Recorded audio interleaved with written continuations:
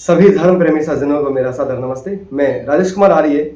आज हम छोटी सी चर्चा करेंगे मनुस्मृति के ऊपर। एक आदरणीय बंधु हैं जिनका नाम है गौतम कुमार प्रिय, जो कि अर्जक संघ, एक बौद्ध में एक शाखा है अर्जक संघ, उसके नाम से एक यूट्यूब चैनल चलाते हैं और उसी का ही है साइंस जर्नी, यानी विज्ञान की यात्रा। और इसके बड़े फॉलोअर्स हैं, लगभग 1.25 लाख फॉलोअर्स हैं इसके। और उन्होंने एक वीडियो डाली हुई है जो 2 साल पहले की है और उसको अभी तक 3.9 हजार 3.9 हजार यानी लगभग 4,000 लोगों ने पसंद किया है, लाइक किया है। तो इसके कुछ बिंदु हैं, मैं उन बिंदुओं को लेकर के ही आप सबसे मैं चर्चा करूंगा और आप लोगों से निवेदन भी करूंगा कि इन बातों को तर्कों से, तथ्यों से और बुद्धिपूर्वक समझ करके इसको जानिए, मानिए और लोगों तक भी इसको शेयर अवश्य कीजिएगा। हमारे भाई कह रहे हैं कि ईश्वर ने, भगवान ने प्रारंभ में ही भेदभाव कर दिया।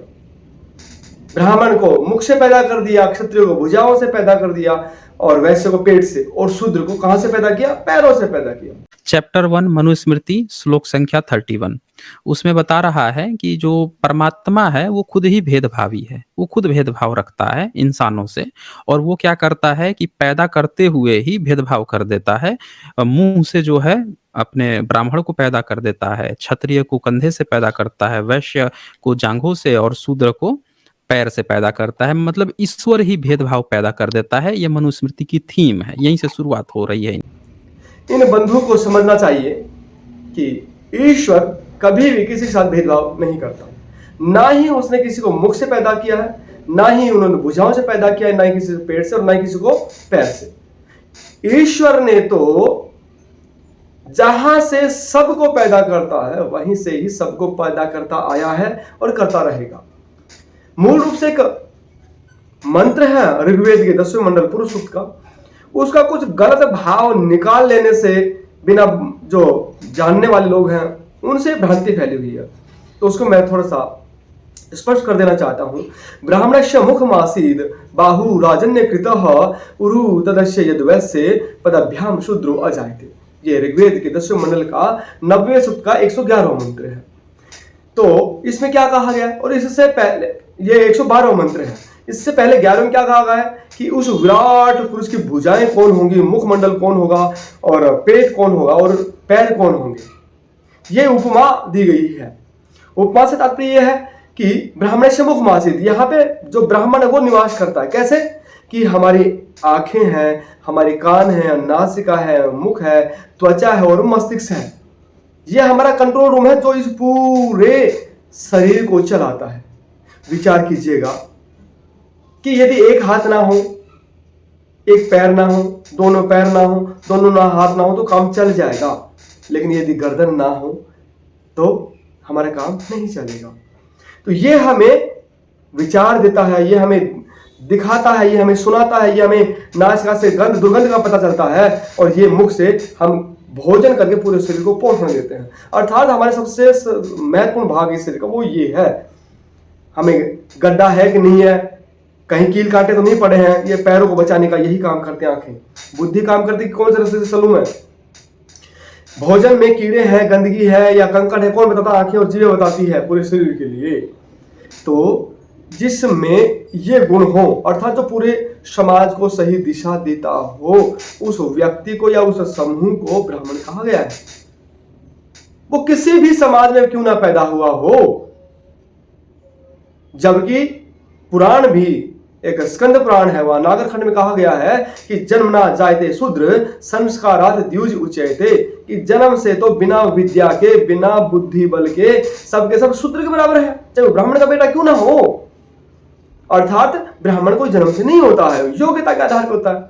आज IAS IPS भी तो बन रहे हैं ना, तो वो एज ए ब्राह्मण है, या कोई व्याख्याता है वो ब्राह्मण है, चाहे किसी भी समाज का किसी भी जाति से क्यों ना हो।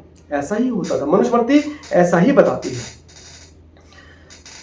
और ये है क्षत्रिय, अर्थात जब मुझे कोई मारेगा तो हाथ एकदम से बचाएंगे। ब्राह्मण को कोई मारने वाला होगा, जैसे गोली मार रहा है, तो हाथ ही उस पिस्टल को पकड़ेंगे, हाथ ही उस लठ को पकड़ेंगे। कोई शूद्र को भी अगर पैरों पर भी मार रहा है चोट, तो भी हाथ बचाएंगे। इसका मतलब है कि क्षत्रिय उसको कहा जाता है कि जो अपनी स्वयं की परवाह ना करते हुए अपने समाज और राष्ट्र की रक्षा सुरक्षा के लिए अपना स्वयं का भी बलिदान दे दे। यदि व्यक्ति कहीं कहीं से जब गिरता है ना, तो उसके जो हाथ है वही सबसे पहले इस शरीर को बचाने का प्रयास करते हैं। इसका मतलब ये क्षत्रिय मतलब प्रतीकात्मक है, जो इनमें गुण है वही उस वर्ग में गुण है। पेट में, जैसे हम मुख से भोजन करके और पेट में हमारे भोजन गया, तो पेट अपने पास नहीं रखता, उस भोजन में से तत्व निकाल करके, रस निकाल करके, और जिसको प्रोटीन चाहिए, जिसको कार्बोहाइड्रेट चाहिए, जिसको कुछ और चाहिए, नाखून, पैर के नाखून से लेकर के और बालों तक प्रत्येक अंग को, प्रत्येक कोशिकाओं को वो पोषण पहुंचाता है। इसलिए इसको वैश्य कहते हैं, क्योंकि जो वैश्य काम यही है कि एक स्थान से दूसरे स्थान पर वस्तुओं को आदान प्रदान करना, पहुंचाना। जैसे हमारे यहाँ सेव नहीं होते, हमारे यहाँ केले नहीं होते, हमारे यहाँ नारियल नहीं होते, तो वो पहुंचाता है। जहां पे हमारे यहाँ गेहूं होते हैं, चावल होते हैं, तो यहां से उठा करके वो कहीं और पहुंचाते हैं। ये वैश्य का काम है। पर ब्रह्मसूत्र जाए थे, यानी जो पढ़ान से भी ना पढ़े, जो विद्या ग्रहण पूरी ना कर सके किसी कारणवश, वो शूद्र रह जाए करते हैं। और शूद्र ब्राह्मणतामिति, ब्राह्मण से शूद्रता, शूद्र भी ब्राह्मण बन सकते हैं। और ब्राह्मण अगर यदि अपने गुण कर्म स्वभाव ना निभाएं, अपने कर्तव्य को ना निभाएं, तो वो वापस क्षत्रिय बन जाते हैं। ये मनुस्मृति कहती है। तो इसको ठीक से समझिए आप, बहुत ही कल्याणकारी है। और ये वर्ण व्यवस्था ये शरीर में भी होती है, समाज में भी होती है, राष्ट्र में भी होती है, और उस परमात्मा में भी होती है। वो परमात्मा ईश्वर में ब्राह्मण के भी गुण है, क्षत्रिय के भी गुण है, वैश्य के गुण है, और शूद्र के भी गुण है उस परमात्मा में, और हमारे अंदर भी है। ध्यान रखिएगा। दूसरा उन्होंने कहा कि शूद्र का काम केवल तीनों वर्णों की सेवा करना है। फिर जो चैप्टर 1 जो है उसी का 91 जो श्लोक है, उसमें साफ साफ ये बात कह दे रहा है कि जो शूद्र जो है उसका एक ही काम है कि ऊपर के 3 जो वर्ण हैं, ब्राह्मण क्षत्रिय वैश्य, उनकी सेवा करे। ये मनुस्मृति साफ साफ कह दे रहा है। तो इसमें गलत क्या है? एक अनपढ़ व्यक्ति है या जिसमें योग्यता कम है, वो क्या काम कर सकता है? तो मजदूरी तो करेगा, या गाय भैंस का ही तो काम करेगा, या खेती तो करेगा ना। अब मैं आपसे पूछना चाहता हूं, जो गौतम कुमार प्रिय जी, यदि मैं चपरासी भर्ती हो जाऊं तो मेरा काम क्या रहेगा? चाहे मैं किसी भी जाति से क्यों ना हूं, फाइल ही तो पकड़ाऊंगा ना मैं। और वहीं पर मैंने एग्जाम देकर के आईपीएस क्लियर कर लिया, आईएएस क्लियर कर लिया, तब मुझे कोई और फाइल पकड़ाएगा। सीधी सी बात है। यानी शूद्र कोई जन्म से नहीं होता, शूद्र किसी को बनाया नहीं जाता था। मनुस्मृति के अनुसार बोल रहा हूं मैं। यदि किसी को संदेह हो तो मुझे चुनौती देकर के मेरे से शास्त्रार्थ कर सकता है मनुस्मृति में। शूद्र कहते हैं जिसमें योग्यता सबसे कम हो, विद्या सबसे कम हो। तो जब सबसे कम विद्या है तो वो सेवा ही तो करेगा, और सेवा फ्री में नहीं होती थी, उसको वेतन दिया जाता था। मनुस्मृति के अनुसार मैं प्रमाण दे सकता हूं। जिसको चाहिए मुझे बता दीजिएगा। वीडियो लंबी ना हो जाए इसलिए मैं केवल बिंदुओं पे बात करूंगा मैं, इसीलिए इसमें कोई ही गलती नहीं। अब हमें कहे कि चपरासी सबको फाइल पकड़ाएगा या पानी पकड़ाएगा, कोई गलत बात नहीं है भाई, उसकी योग्यता इतनी है। हाँ, कल को यदि उसका बेटा या वो और योग्यता अर्जित कर लेगा, तब उससे ये काम नहीं करवाया जा सकता। ये मनुस्मृति कहती है। अर्थात जितनी योग्यता उतना काम, सीधी सी बात है। आगे ये कह रहे हैं कि जिस राजा का जो न्यायाधीश है यदि शूद्र हो तो उसका राज्य है ना, जैसे गाय है वो कीचड़ में फंस जाती है, वैसे उसका जो राज्य है, साम्राज्य पूरा कीचड़ में फंस जाता है, अर्थात अवनति कर लेता है, अर्थात वो उसका पतन हो जाता है। तो इसमें भी कोई गलती नहीं है। फिर इसके बाद से चैप्टर 8 में आ जाते हैं। चैप्टर 8 का 21 नंबर श्लोक, वो क्या कह रहा है कि अगर जो न्यायाधीश जो है, राजा का जो न्यायाधीश है, वो शूद्र नहीं होना चाहिए। अगर वो शूद्र है तो उसका राज्य कीचड़ में गौ की भांति फंसकर पीड़ा पाता है। आज यदि एक प्रधानमंत्री या एक किसी भी मुख्यमंत्री का जो सलाहकार है या न्याय करने वाला व्यक्ति है, यदि वो अनपढ़ गंवार लगा दोगे तो क्या वो उन्नति करेगा? आदरणीय बंधु, यहां शूद्र से तात्पर्य किसी के जन्मजात होने से नहीं है। यह शूद्र से तात्पर्य यह है कि उसमें योग्यता सबसे कम है, उसमें विद्या सबसे कम है, उसमें ज्ञान सबसे कम है। तो जिसमें सबसे कम ज्ञान हो, जिसमें सबसे कम विद्या हो, और उसको आप राजा का न्यायाधीश बना देंगे या सलाहकार आदि बना देंगे, तो वो राजा कभी भी उन्नति नहीं कर सकता। हाँ, उस शूद्र का बेटा यदि योग्यता है, वो ब्राह्मण वर्ण में है, तो वो उसका न्यायाधीश बन सकता है। एक और बिंदु है, ब्राह्मण के लिए कहा उन्होंने कि मंगल सूचक शब्द अर्थात शर्मा, क्षत्रिय के लिए वर्मा, और उसी के लिए जो शूद्र है उसके लिए दास शब्द का उपयोग किया गया। तो आपने कहा कि राजा के लिए तो ब्राह्मण के लिए तो मंगल सूचक शब्द और शूद्र के लिए निंदा सूचक शब्द। ठीक है ना। अब इसमें चैप्टर अध्याय 2 में चलते हैं। अध्याय 2 में 31 श्लोक देखते हैं। उसमें क्या कह रहा है कि जो शूद्र हैं उनके बच्चे का नाम जो है दास युक्त होना चाहिए, निंदा सूचक नाम होना चाहिए, और ब्राह्मण का मंगल सूचक होना चाहिए, क्षत्रिय का बलवाचक होना चाहिए, वैश्य का जो है वो धन युक्त होना चाहिए। तो चैप्टर 2 में ही 31 श्लोक भी बता दे रहा है कि बच्चा जब 10 से 12 दिन का है तभी आप उसका नाम निंदा युक्त रख दीजिए शूद्र का। वहीं से भेदभाव शुरू कर दिया गया है। बंधु, आप गलती कर रहे हैं। या तो आपको जानकारी बिल्कुल भी नहीं है, या फिर जानबूझ करके आप धूर्त बन रहे हैं, आप समाज को गलत दिशा दे रहे हैं। यहां पर जो दास शब्द है वह निंदा सूचक नहीं है, वह है कार्य श्रम सूचक है। श्रम कार्य। क्यों? यदि मुझे अपने बच्चे को केवल शूद्र बनाना है तो मैं अपना बच्चे का नाम दास रखूं। यदि मैं शूद्र हूं और मुझे अपने बच्चे को ब्राह्मण बनाना है तो मैं अपने बेटे के नाम के आगे शर्मा लगाऊं। यह बाध्यता नहीं है कि शूद्र शूद्र ही लगाएगा और ब्राह्मण ब्राह्मण लगाएगा। नहीं, कोई भी कुछ भी लगा सकता है जो उसको बच्चे को बनाना है, क्योंकि वर्ण तो बाद में निर्धारित होगा। पहले तो यह कि मैं क्या चाहता हूं, एक पिता के नाते मैं अपने बच्चे को क्या चाहता हूं, इसीलिए है। और ये निंदा सूचक नहीं है। आप मुझे बताइए, निंदा सूचक होता तो जैसे तुलसीदास है, वो तो ब्राह्मण था, दास शब्द क्यों लगा? क्यों लगा? मलुकदास है, कबीरदास है, रहीमदास है, बहुत सारे दास, दुर्गादास है, बहुत सारे दास हैं। दास का तात्पर्य निंदा सूचक नहीं होता है। दास का मतलब होता है सेवक, सेवा करने वाला।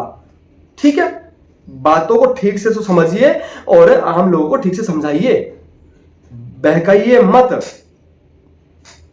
एक जगह आपने कहा, जिस राज्य में शूद्र और नास्तिक ज्यादा हो और द्विज ना हो तो वह राजा संपूर्ण राज्य सहित समूल नष्ट हो जाता है। अध्याय 8 का ही 22 नंबर श्लोक। इसमें क्या लिखा है कि जिस राज्य में शूद्र और नास्तिक अधिक हो और द्विज न हो वह संपूर्ण राज्य बहुत ही अकाल बीमारियों की तरह नष्ट हो जाता है। बिल्कुल ठीक है, क्या आपत्ति है? अरे जिस राज्य में सारे श्रमिक योग्य हो, कोई व्यापारी ना हो, द्विज मतलब जिसका दूसरा जन्म हुआ हो। एक तो माता के गर्भ से होता है जन्म, वो सब का होता है, वो उसको बोलते हैं एक जाति।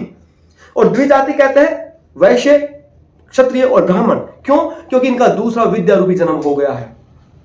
और ये जन्म से नहीं होते, ये योग्यता से होते हैं। यानी क्षत्रिय कोई भी बन सकता है, वैश्य कोई भी बन सकता है, ब्राह्मण कोई भी बन सकता है, और शूद्र ब्राह्मण का भी बेटा रह सकता है। और यदि आप मुझे चुनौती दें तो मैं ये इतिहास से भी बता सकता हूं कि ब्राह्मणों का बेटा शूद्र बना। ब्राह्मण जो राक्षस है, उसके पिता और नाना और दादा कौन थे? ब्राह्मण नहीं थे क्या? लेकिन वो राक्षस जाति में आया। ऐसे ही जो शूद्र वर्ण में थे, उनके जो बच्चे थे, उनके जो पीढ़ियां थी, वो ऋषि बने हैं। ये डॉक्टर अम्बेडकर जी भी अपनी पुस्तकों में समाहित करते हैं। आप यदि पूछेंगे तो मैं बताने के लिए तैयार हूं। तो जिस राज्य में ना व्यापारी हो, ना सैनिक हो, और ना कोई भी पढ़ाने वाला, सिखाने वाला, ज्ञान देने वाला एक भी गुरु ना हो, जिस देश में, जिस राज्य में, तो क्या केवल मजदूरों के बल पर वो राज्य उन्नति कर लेगा? नहीं कर पाएगा।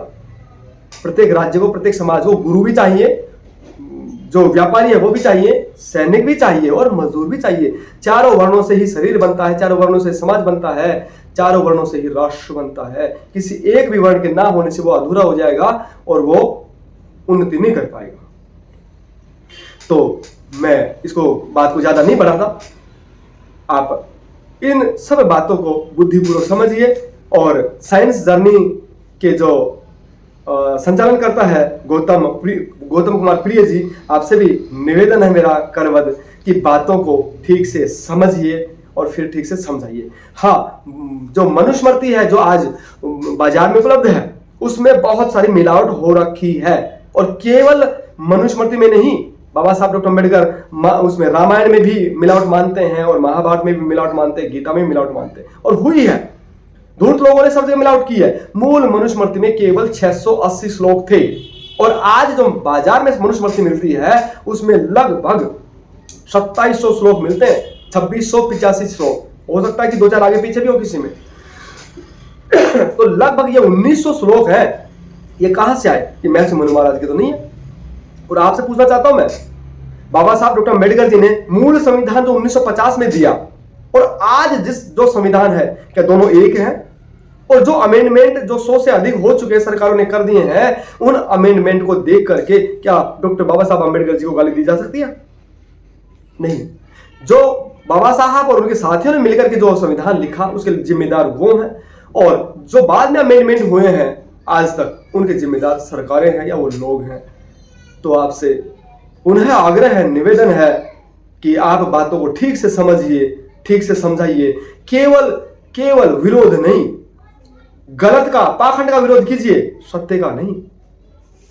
ओम नमस्ते जी।